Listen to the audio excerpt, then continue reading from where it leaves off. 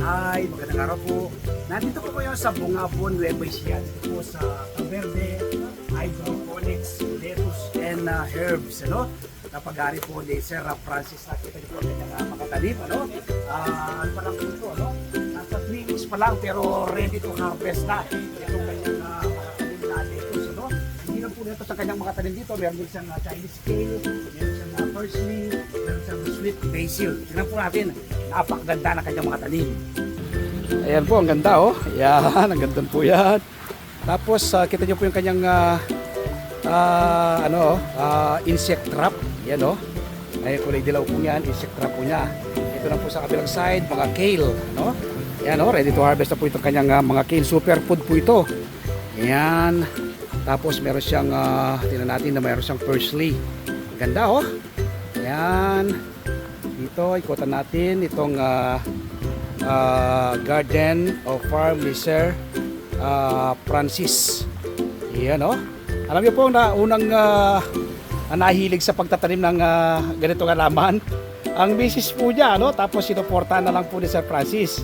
Tapos ito, ibang variety naman po ito. Ito maliliit pa lang. Ayan, iba't ibang variety of lettuce naman to. Yan. Ito old meaty naman to, old meaty variety, Yan ang gaganda oh. Ayan. Ang gaganda sa kabilang side. Ayan po. Tapos meron siyang kangkong din dito. Nakakatanim din through hydroponics. Na-harvest na niya yung kangkong na to. Ayan. Yun. Ganda. Alright. Talaga naman. Si Sir Francis Lapeña po ay dati siyang OFW. Pero graduate po siya ng computer programming, pero ito dinala siya ng Panginoon sa agriculture. Sabi nga niya, nag-enjoy na siya, nare-relax, kumikita pa siya. So i-follow nyo po itong Verde hydroponics, Bungabon, Nueva Ecija, lettuce and herbs. Ayan po, lettuce and herbs, si Sir Francis Lapeña. Dito po ito kanyang meron more or less nasa 400 square meter itong kanyang property dito na kanyang tinaniman ng iba't ibang uri ng halaman. Meron po siyang conventional, meron din po siyang hydroponics, meron po siyang nakita ko dyan, ang kanyang patanim ng cherry tomato. Tapos meron din po siyang strawberry. Tinuro niya rin po kami gumawa ng oil. Oil. Sir Francis, anong oil yung tinuro mo sa amin kanina? Coco oil with coco oil, ano nga halaman yung kanina? Rosemary, coco oil with rosemary. Tinuro niya kami kanina.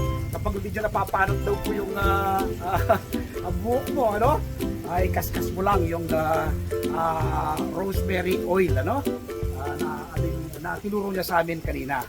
So magtanim din po kayo ng inyong sariling pagkain. Ano po makukupon nyo kapag nagtatanim sa sariling pagkain? Una po makakatipid ka, pangalawa masustansya pagsasaro ng buong pamilya, at pangatlo makakatulong ka sa pagpreserba sa ating inang kalikasan. Kaya ng banggit ko, ang nag-encourage po kay Sir Francis ay ang kanyang misis, mas nahilig po sa mga unang nahilig sa mga halaman, yung kanyang misis. Tapos sinuporta ni Sir Francis, nagpatayo siya ng malaking greenhouse. Ito na po ngayon, napakaganda po ng kanyang mga tanim. Unti-unti po nilang na-perfect. Siyempre, nung una, hindi pa ganong ganito maganda yung kanyang mga tanim. At habang nagtatanim siya, unti-unti po niyang napapaganda ang kanyang mga tanim. NFT method of hydroponics farming po yung pamamaraan ni Sir Francis. Abangan nyo po, this coming Sunday, mapapanood po ninyo yung interview at farm tour sa team ng Masaganang Buhay ni Sir Francis dito po sa kanyang farm, Verde Farm. Dito po yan sa Bungabon, Nueva Ecija. Mapapanood po yan alas 7 hanggang alas 8 ng umaga. Masaganang Buhay, sa 1PH Signal TV, Channel 1 ng TV5, Mapapanood din po sa RTTV, YouTube at Facebook. Salamat po. Happy farming. God bless.